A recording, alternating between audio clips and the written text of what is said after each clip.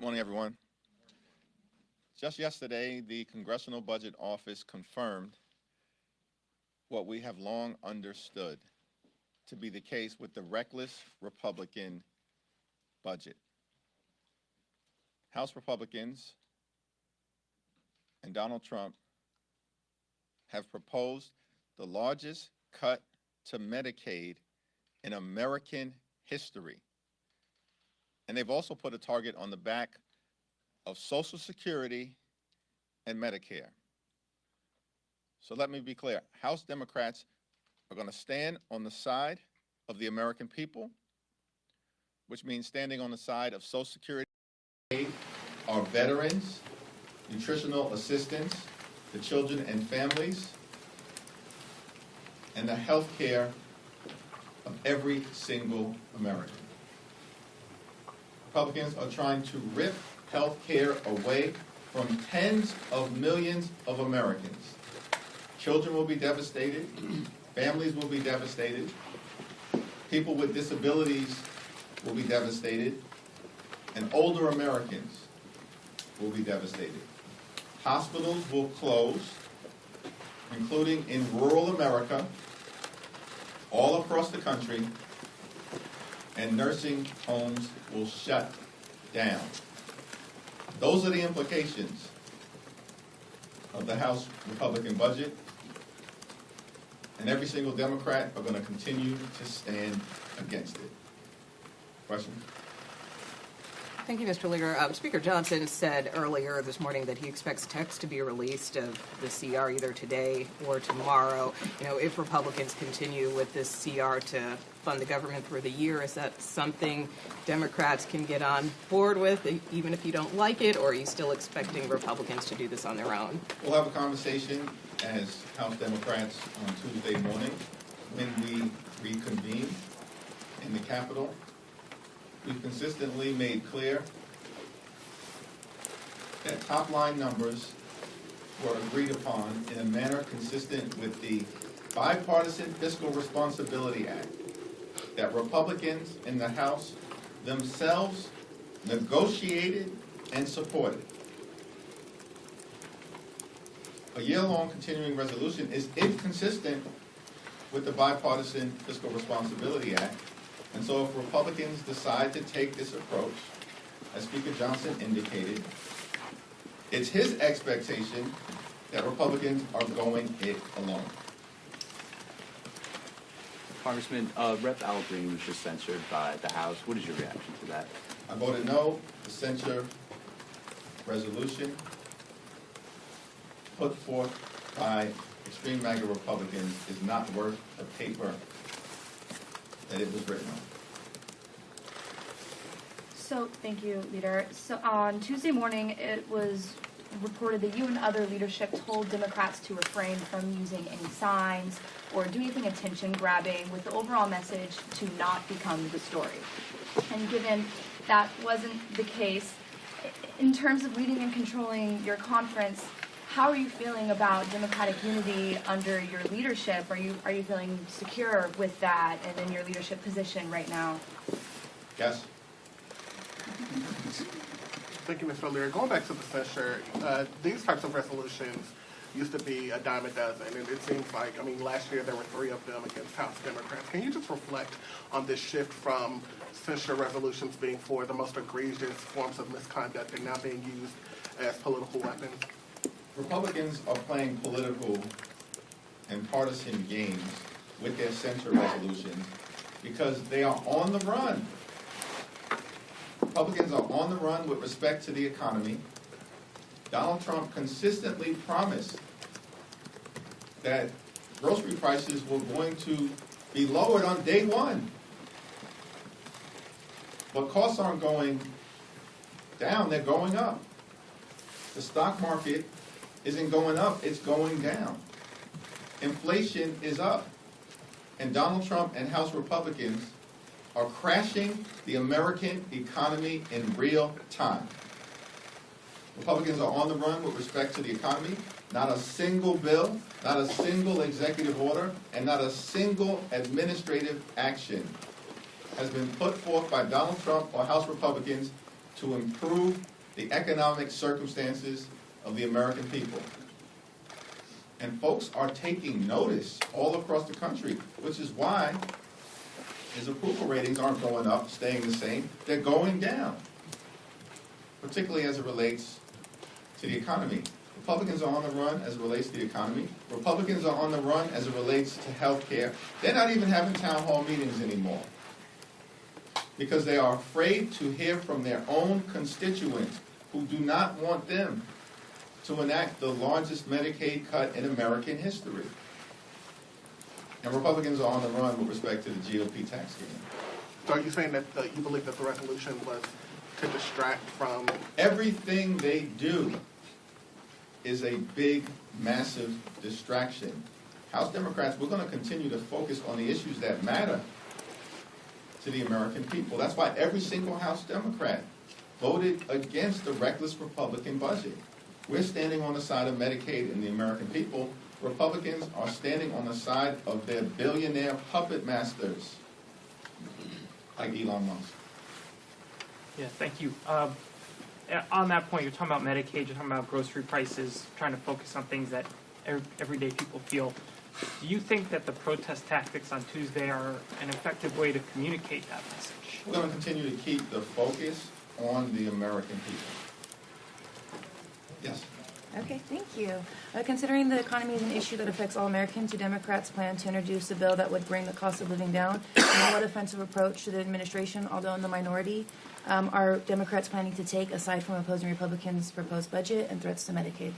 Yeah, we believe that we've got to protect Social Security, Medicare, and Medicaid. That's core to the American dream. We have to protect health care and strengthen the Affordable Care Act, not try to weaken it or walk away from the expansion of the Affordable Care Act, which the American people will reject all across the country. We do need to increase housing supply, and Maxine Waters has a lot of ideas that have been put forth to try to make sure we can bring the American dream of affordable home ownership to life for every single American. We don't support massive tax cuts for the super rich. We support the child tax credit. We support the low-income housing tax credit. We support the earned income tax credit. We support full restoration of the state and local tax deduction, which Donald Trump and Republicans ripped away, and that hurt middle-class families all across the country. So we're going to continue to put forward ideas that we think will make a difference in the lives of the American people while pushing back against the extreme MAGA Republican agenda and their harmful budget. A leading scholar on strongmen, Ruth Ben-Guyet, says we are, quote, in a democratic emergency that's getting worse every single day. Do you agree with that? And are you doing enough in response? We are in an emergency, and I think it's all hands on deck. And we have to continue to push back aggressively in the Congress, push back aggressively in the courts, push back aggressively in community after community after community. Those that have articulated the emergency circumstances that we're in are essentially suggesting we've never been in this situation before. So, of course, it's all unprecedented, including how the opposition responds. But this flood the zone strategy, like, understand clearly, the flood the zone strategy is designed to disorient people. I ain't going to be disoriented. Not going to be disoriented by it all. We have to push back with righteous indignation. But this whole flood the zone strategy is designed to create the appearance of inevitability. The notion that Donald Trump is unstoppable. He ain't unstoppable. Not a single bill connected to Trump's Project 2025 agenda has passed the House because there's unified Democratic opposition. Not a single bill. We're almost halfway through the first 100 days. He doesn't have a single legislative accomplishment, but we're supposed to believe it's all inevitable, he's invincible, it's unstoppable? Show me the evidence. I think the Hold on. In the courts, Donald Trump is not winning. He's losing. In case after case after case, more than 100 different cases have been filed against 35 or 40 different unlawful and unconstitutional executive orders. He's either winning or he's losing. What do the facts say? He's losing case after case after case by judges appointed by Democratic presidents and Republican presidents like Reagan, Bush, and Trump himself. As a matter of fact, there have been 2 cases now to go to the Supreme Court. Not 0, not 1, 2. And Donald Trump has lost both cases. One related to USAID and the other related to the Office of Special Counsel. Why is that Office of Special Counsel case important? Because that actually relates to the firing of the probationary employees, many of whom are veterans. That's disgusting what they're doing. He's being stopped in the Congress, stopped in the courts, and stopped in terms of community sentiment because his public approval ratings aren't going up, they're going down. This dude is not winning anywhere. But the flood the zone strategy is designed to disorient and to distract. I'm not going to be disoriented. We are going to push back successfully, and the American people will win. Thank you very much. Speaking of executive orders, we're anticipating that President Trump is going to sign an executive order to dismantle the Department of Education. Tell us how is there going to be a pushback against that, and what's your reaction to it? I'm glad you asked that question because this is another example. Why do they want to issue this executive order right now? That they know does not have the force of law. Because they want to distract and disorient people. Coming off a State of the Union or joint address to Congress, where he spoke for 100 minutes. It was tough. Sitting there listening to it all. But you spent less than 2 minutes on the economy when people are struggling to live paycheck to paycheck in America, the wealthiest country in the history of the world. 2 minutes or less on the economy because he had nothing to say. Costs aren't going up, they're going down. He didn't say a word about Medicaid. And Donald Trump set the table to eradicate Social Security benefits. There is no situation where people who are 100, 150, 200 years old, 300 years old, receiving Social Security benefits. Prove that. Everybody knows he lied to the American people. So it was a horrible performance. One of the most divisive presidential addresses ever delivered in the history of the country. So what do they want to do? Distract from it all. You can't abolish the Department of Education through an executive order. He apparently likes losing in court because he'll lose again. Because as soon as this gets issued, he's going to be sued and he's going to lose. And the votes don't bring the bill to Congress. We welcome that fight. Bring the bill to Congress if you want to get rid of the Department of Education.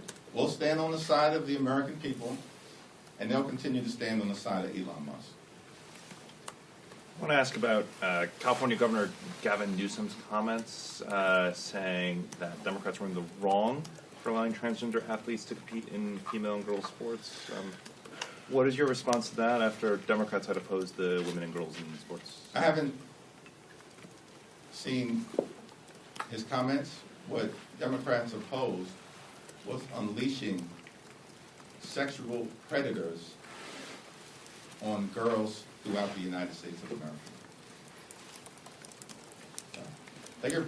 Last question. What do you say to those members, particularly progressive members, who have been receiving relentless, I want to say, encouragement from grassroots activists and constituents who want to see the party do more without obviously necessarily understanding what the power of the minority party is? What is your strategy to show your base that you guys have an effective strategy to counter President Trump? We're going to continue to stop him in the Congress, stop him in the courts, stop him in the community, put it in the voters' hands next year, and take back control of the House of Representatives. Thank you. Thank you.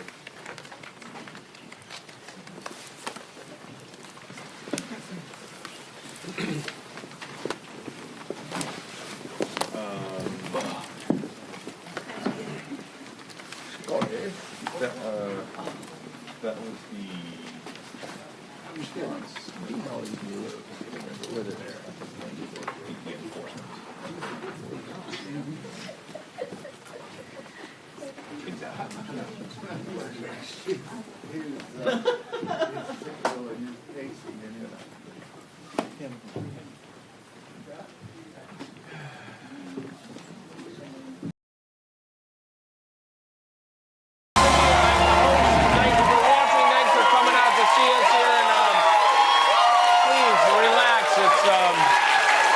A rare rainy day here in Los Angeles. Did you wear your cute boots to work today, Gary? Yeah, of course, Jimmy, of course. It's a great opportunity.